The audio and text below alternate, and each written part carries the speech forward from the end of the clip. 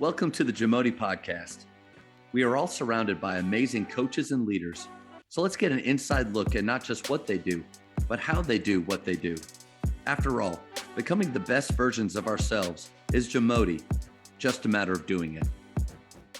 How do analytics play a role? And because you did mention that the game, no matter what people say or how they play, the game is still won in the paint. How do analytics play in your coaching style? Well, I'm a big analytics guy, but I think the problem people make about analytics is they let analytics make the decisions for them. To me, analytics is like a GPS. It takes me to where I go to look for things. So what I like to do when I scout is pull up the analytics and see how they're scoring, where they're scoring, jot down some notes from that, and then pour into the film. So if they are scoring, like if 43% of their points are coming in the paint, okay, well, now let me get in the film and see where that's coming from. Or, if 27% of their scoring is coming from behind the arc, well, that doesn't mean I go in and tell Kim, hey, we got to defend the three. No, I better tell her, hey, they're making about 8 or 9 threes a game in transition on the left-hand side. Analytics needs to point me in the direction that I need to do the work. And I think especially young coaches have to be careful thinking about they could just punch in numbers and a game plan comes from that. One of the things I learned from Gino a long time ago about scouting, he's more concerned with concepts than he is, the schematic part. Like he the percentage of their shots are coming from the elbow. That he's more concerned with that than the 42 plays that they run. And that's really helped me a lot. But I going back, I do believe the best teams have a paint game, and that doesn't necessarily mean you've got a great low post player. I'll take the very first World Championship that Steph Curry and the Golden State Warriors won. They led all NBA teams in the playoff with paint touch threes. Mike Krzyzewski, he would have hold up 5, that meant 5 passes. He hold up fists, that means the ball's got to touch the paint. He was big on paint touch threes. Getting to the free throw line, that comes from attacking the paint. And your paint game can come from low post play. It could come from dribble penetration. It could come from transition offensive boards. And that's not to say you can't have a mid-range game and a three-point game. Probably the guy in our game that's known for the three-point shot right now is Mike Neighbors at Arkansas. Nobody is getting the ball up quicker and getting threes up more than Mike. Well, let me tell you something. Nobody's getting the ball to the rim better than Mike. Yeah. It's a three. It's at the rim. So he's using one to set up the other and vice versa. So I think paint plays really important. But back to your point is analytics gives you hints and clues. They don't give you answers. And I think that's really important for young coaches to know. I think that's maybe a danger too in having a style of play or a system that's based on a certain amount of this you have to get, a certain amount of this equals that. Like I really looked at the Grinnell system for a long time. I think Coach Arsenault there is some genius there. And that style of play, the 5 in, 5 out, that's the part that I could never wrap my head around. But they had this formula that if you do these things and all 5 happen, like it's a 99%. But the danger of that is maybe you stop looking at what actually fits your team that year and you're just stuck with a formula. And maybe that's a problem too. If you have a board with categories that you're trying to achieve every game, where do you kind of land on that? Well, there has to be some things that are important to your program. Certainly, and I say this all the time. I could have said this 100 years ago, and I could live to be 400 years old, and we could do this thing again. I'm still going to tell you that the 2 most important things for successful basketball is taking care of the ball and rebounding. And the reason why is because that equals possessions. If I'm turning the ball over, I'm not getting shots. If I'm letting the other team beat me on the boards, they're getting more shots. Look at any box score, and anytime there's a discrepancy in field goal attempts, the team with the most shots is usually going to win. Now that sounds pretty simple, and everybody, well, of course. Well, what are you doing every day to work on handling the ball and rebounding? Those two things. So those are two things that we're going to talk about numerically when we're throwing stats out to our kids. Field goal percentage is a common one. A big one with us, the way we play, is free throw shooting. We want to make more free throws than the other team attempts. So that's an offensive, defensive type of thing. And I know Mike has some specific numbers, the way they play with the three ball, and other coaches. I think the way you play, certainly there has to be some things that have to be measured. Yeah.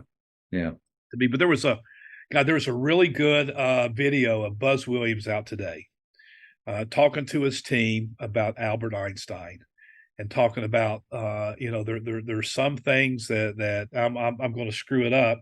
There's some countable things that don't count. There's some things you can't count that are really countable. And what he was talking about is the little things that make a possession important, whether it's offensively or defensively. We can chart an assist, but a screen, a cut, ball. You just can't chart everything. But I do think there's a few things numerically that, if that's really, really important to your team, I think it's important to chart. The word identity kept popping up in my head while you were talking. Is, as a coach and as a team, you need to have an identity. Their players need to know, what are we trying to achieve every game to give us the best opportunity to win. And there's times where I've played teams, or maybe even coached some, that over the course of the year, I'm not sure what our identity is. I know I've played some teams where at the end I feel like I'm not sure if I know what they were really trying to accomplish, like what they were hanging their hat on. I think that identity part maybe goes back to feel and awareness as a coach is really important. Well, and the best coaches have an identity. I can sit here and you ask anybody who played Pat Summitt, they're going to talk about defensive and offensive rebounding. They're going to defend the heck out of you, and they're going to send five to the glass. You talk about Mike Neighbors' team, they're going to shoot the three. All great teams. I'll tell you a great identity story. Way back when Knight was at Indiana, he was putting on a one-man clinic in Columbus, Ohio. It was a day and a half, and as the clinic finished, he opened it up for questions. And one of the coaches there raised his hand, said, Coach, what do you think is the best zone defense to play? And of course, anybody that knows Knight knows that there's only one defense to play. Well, Knight was great. Knight goes, well, that's a great question, but for us, we only believe in man-to-man defense. That's the only defense we play. We love the individual responsibility that comes with guarding. So Knight takes a few more other questions, and the same guy raises his hand. And Knight pauses a little bit where everybody just kind of, looking, holding their breath. Yeah. And the guy goes, Coach, I know you're a man-to-man guy, and you're a great man-to-man coach, but if you were going to play a zone defense, which one would it be? And the Knight's a little bit more stern. He goes, well, it wouldn't be any of them. I don't like any of them. That's why I wouldn't play. And a few more questions. No way. I raises his hand. Yeah. And now we're all on the edge of our seat. And I'm going to clean up this a little bit for our audience. Appreciate that. The guy says, Coach, if the NCAA passed a rule that you had to play zone defense, what would it be? And Knight said, I'd freaking quit. Now don't raise your freaking hand again. And it's obviously a funny story, but that's who they are. Identity. Now, if he's saying that, you better know the players feel That's right. This is who the heck we are. We're a man-to-man team. And maybe you're not. Maybe you're a zone team, There's some great zone coach, or maybe you're a transition team. But good teams have an identity in the way they play, and they take pride in that, and everybody knows what it is. What a great activity with your teams, or next time you're with them, is for coaches to ask their players, on the floor, like, what are we about? Yep. What's our identity as a team? When people watch us play, what do they take away from that? What are the things that others would think we hold really important and dear to us? I'd be interested to see. For us, we do play a kind of a Doug Novak style of play, pace and space. And we do use, I love the misconception of that. If you shoot a lot of threes, you never get the ball to the paint. Coach, you're right on the money. It's smoke and mirrors because we shoot the three so much. We are pulling people out. If we're in dangerous spots, that paint is so easy to get to. And so even though, and I, like you, I don't mind mid-range. I think it's, I enjoy when other teams are banking on the mid-range, because I think over the course of the time, our threes and our frees, our layups are going to win out. But all going back to, I like to think that my players would be able to, in some way, describe what our identity is. Yeah. I think it's a great exercise for your team, whether you call them up or give them a piece of paper and have them write it down. By the way, it's not a bad thing to do with your assistant coaches too. Yeah, see where their heads at. Yeah, are we all on the same page here? Do we all understand what? Because, and it's not their fault. Maybe they played a different style, had worked for other coaches, have another philosophy. Well, maybe that's important in the hiring process, is to, hey, this is our identity. Are you good with that? Because like when you shoot a lot of threes, coach, and especially if you're talking about shot scale and not looking up at that clock, not thinking about what had just happened in the past, like how do you get shooters to shoot courageously? NATO, we're not attached to the outcome. You just missed 9 in a row, but you know what? All the training we've done, percentages say the next one's in. It's hard for parents to watch that sometimes. It's hard for assistant coaches if they don't believe in that. When they're thinking, golly, can we do something different? No. We're going to stay the course. We're going to shoot that next one because we believe. Yep. Know who you are and be who you are. Coach, another our quote. I got to keep going. Classic. Yeah. Be who you is, because if you is who you ain't who you is. It's one of Coach Meyer's all-time favorites. Just a crazy way to say be yourself. Coach, how do you get to the point where all these quotes that you have, and you're going back a long ways to clinics that you were at, how do you get to where they come to your mind, so quick, and you're able to articulate them that way? Well, I think the ones that I'm able to do that with are the ones that have just resonated with me, that have had a message or a purpose. I can promise you it. I just turned 64 a few days ago. There's times where I'm trying to remember a quote and it won't come to me. So thank God for Google search. That's right. But there's certainly the ones who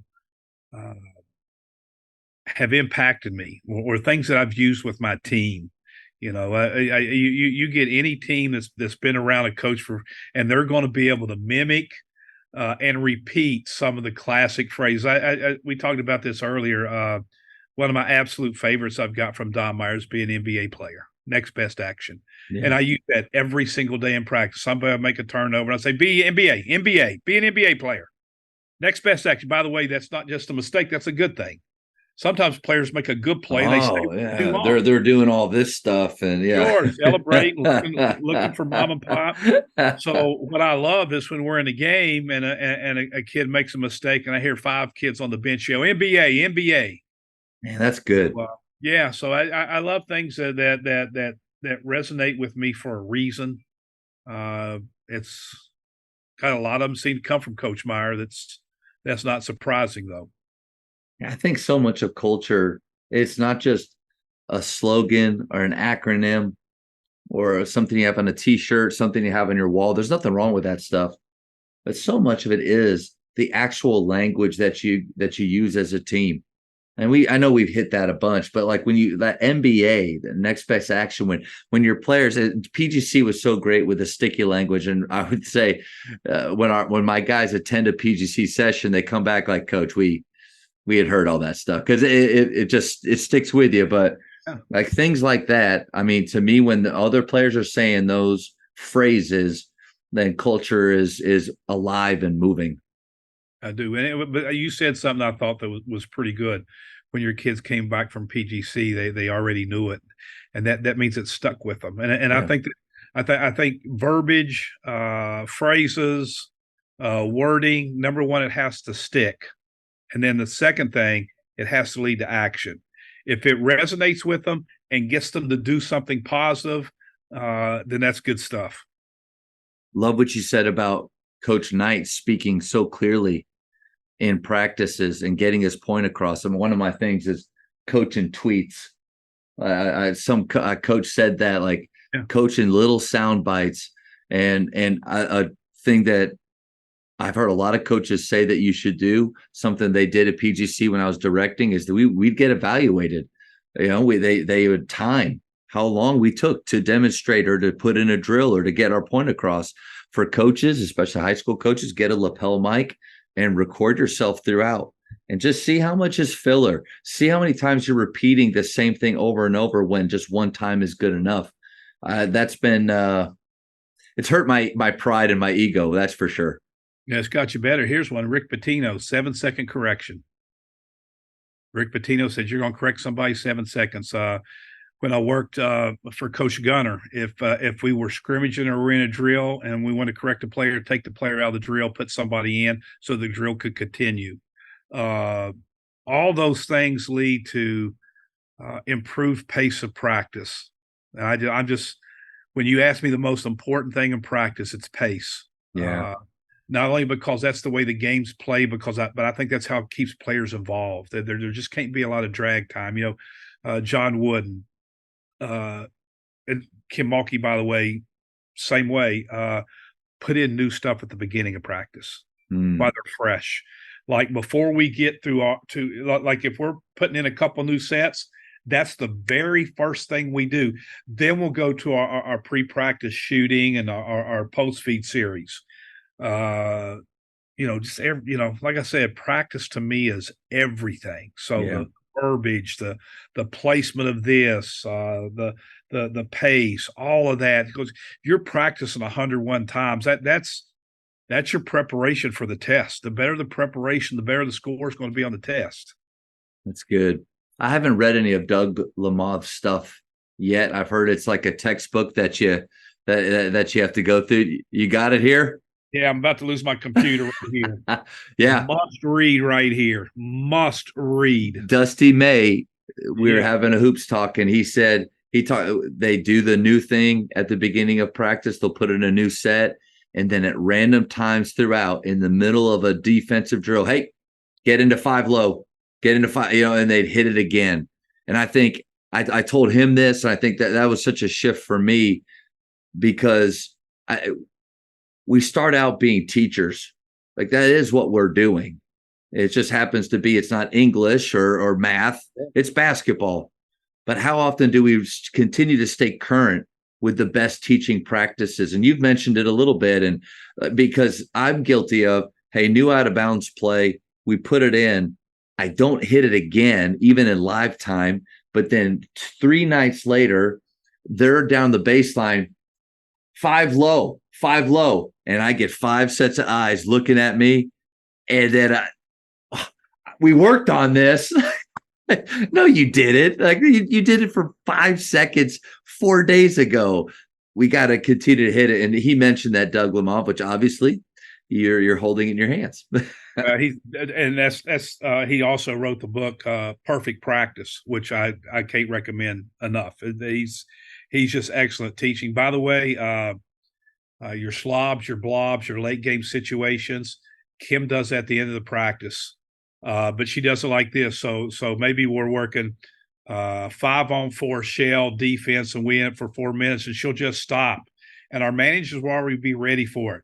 But she'll say 17 seconds, purple ball on the side. We're running blue one down, and they got to hurry up and do it. And they'll do it one down, and then we'll go back to 5-on-4.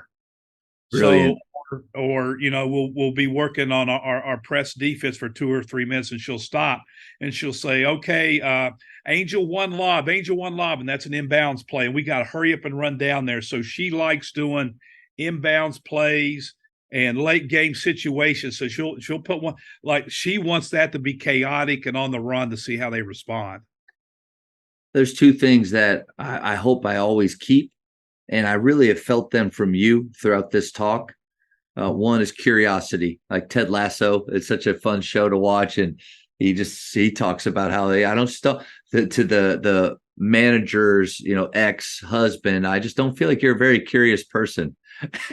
Like, what a slap right there. I want to stay curious, but then also humility. Like, I want to stay humble. Coach, these talks, they keep me humble, because you start to think, I mean, just a 5A TAPS, which is a small private school coach, but you start to think after a few years, I'm getting the hang of this. And then you get to talk to people that just open your mind to, there's just so many more ways to do it, better ways. And when I hear about like Coach Mulkey, somebody that I respect a ton, that she takes the time late to work on those situations, and the way she does it, it's just, I think what are characteristics that hopefully coaches have: curiosity and humility. Well, I'll tell you this too. I think this is an important thing. And whenever I speak, I talk about this, but I think the two most important things that we teach as coaches, it's not dribbling, passing, shooting, rebounding. The two most important things that we teach our kids is how to think and how to talk. If your team can think and they can talk, I don't care what your system play is, they're going to be awfully, awfully good. Yeah. Now, I have yet to have a coach disagree with me, but then I'll say, okay, what are you doing every day to teach thinking and talking? Yeah. So like those drills right there, where she put, boy, they're talking, they're thinking, and Knight had a series of drills where he would have they do 5-on-4 open perimeter shell. They also had to do a 4-on-4 shell. They did a 5-on-5 change series. They had like 5, so he had something that he would call chaos, and he would just yell 5-on-4 change, red ball. And they would play one possession, and he'd yell out 4-on-4 change, half court, white ball. And so all the, and you have to decide if you had 5 on the floor, now you got a 4, you got to hurry up and pick. So he's got them thinking and talking. It's just bang, bang, bang, bang, bang. So, and I'm not saying that's what every coach needs to do, but if you're not incorporating thinking and talking, you're really missing two big time elements to being the best you can be. So, Coach, you're saying that me or any coach is walking down the sideline saying, "Hey, we need to talk more. We need to talk more." You're saying that's not enough? You know what? What's funny about that is I spoke at the Louisiana High School Coaches Convention, and my topic was transition defense. And I said, let me get this out of the way. A coach yelling, "Get back." That's not a transition defensive game plan right there. That's not what we're trying to get It's to. a bad strategy. But we're all guilty of that. Oh, no doubt. We're all yelling, "Get back." Sprint, we're all, sprint. talk more. Yeah. Why do they not know to sprint already by now? How have I failed them to where we don't understand a sprint as soon as it changes? Yeah. Thank you for checking out today's episode. Please take a moment to subscribe to this podcast, share it with your fellow coaches, and find us on social media for what's coming up next on the Jamodi podcast. It's just a matter of doing it.